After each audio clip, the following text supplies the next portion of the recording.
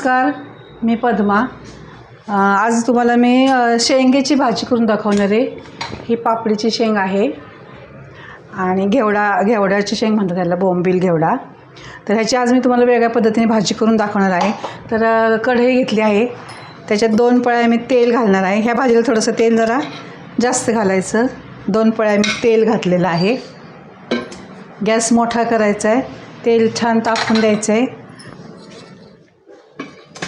आता त्याच्यामध्ये मी घालणार 1 चमचा जिरं, 1 चमचा जिरे चांगलं तडतडून द्यायचे। 1 चमचा मोहरी, जिरे मोहरी चांगली तडतडली की मग आपण त्याच्यामध्ये थोडंसं हिंग घालणार आहे। छोटा 1 चमचा हिंग,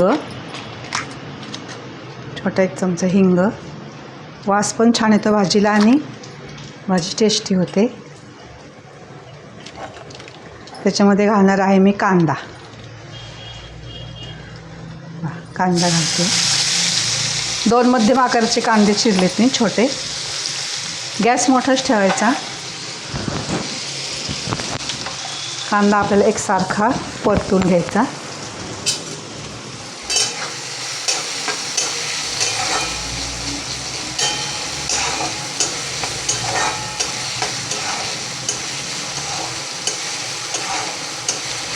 हिंग टाकल्यामुळे फोडणीचा वास एकदम छान खमंग येतो।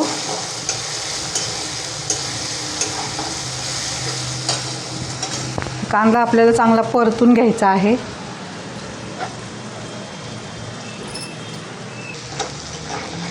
आता हा कांदा थोडासा लाल झालेला आहे।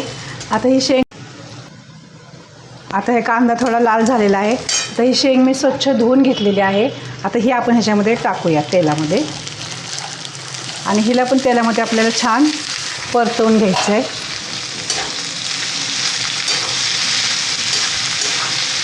मोठाच गॅस ठेवायचा, गॅस बारीक नाही करायचा आणि एकसारखं हा भाजी हलवत राहायची। त्याच्यामुळे मग भाजी खाली करपत नाही आणि शेंग पण आपली छान भाजून निघणार ह्याच्यामध्ये। ह्याला एकसारखा आणि गॅस मोठाच ठेवायचा। आता ह्याला मी एकसारखं असं हलवणार आहे आणि ह्याच्यावर मी 2 मिनिटं आता झाकण ठेवणार आहे। झाकण ठेवायचं। हे पाहतो 2 मिनिट झालेले आहेत। ह्याला अजून परतून घ्यायचं। शेंग तेलामध्ये परतल्यामध्ये त्याचा खमंग वास येतो शेंगेचा। अशा पद्धतीने भाजी केली ना खूप छान चवदार लागते भाजी। आता त्याच्यामध्ये मी 1 मोठा टोमॅटो चिरलेला आहे तो टाकणार आहे। टोमॅटो पण शेंगेमध्ये छान परतून निघतो, शिजून निघतो, कच्चा राहत नाही। आता पुन्हा ह्याला एकसारखं हलवायचं।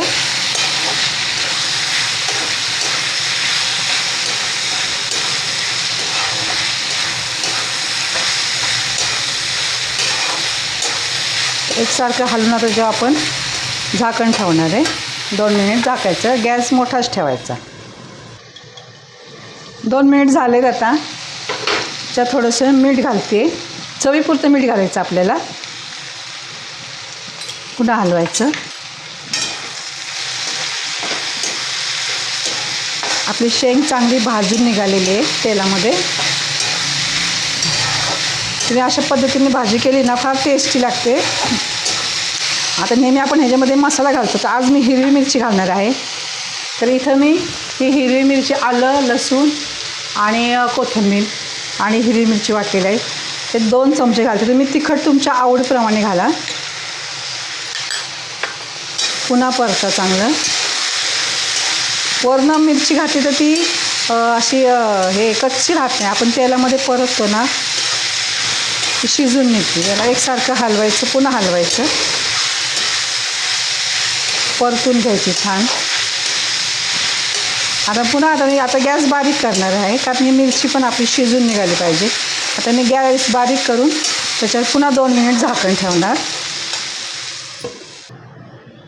2 मिनिट झाले। आता आपल्याला ह्याच्यात हळद घालायची। 1 चमचा हळद, मोठा 1 चमचा धने पावडर आणि शेंगदाण्याचं कूट घालायचं आहे। इथं मी कच्च्या शेंगदाण्याचं कूट घालं. ह्याला भाजलेल्या शेंगदाण्याचं कूट नाही घालायचा, असा जाडसर केला आहे मी. 1-2 चमचे, तुम्हाला जास्त आवडत असेल तर जास्त घाला. मी 3 चमचे शेंगदाण्याचा कूट घातला. ते पुन्हा हलवायचं एकसारखं.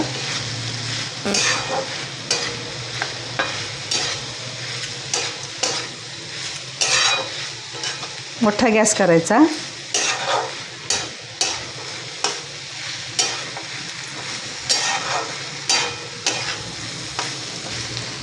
कच्चं शेंगदाण्याचं कूट टाकल्यामुळे ह्या भाजीला जरा थोडीशी वेगळी छान चव येते.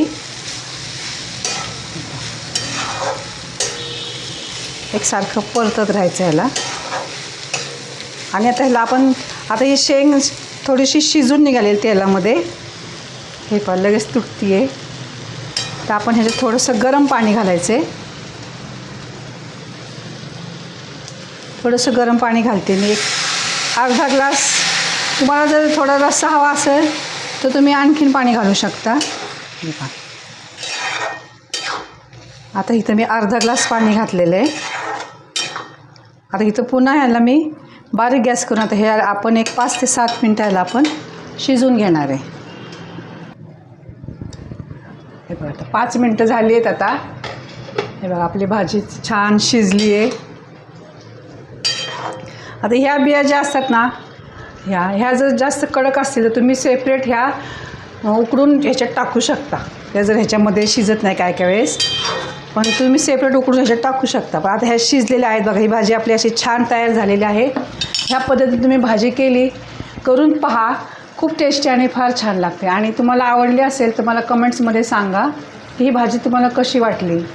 आणि मला लाईक सबस्क्राईब जरूर करा आणि शेअर करा.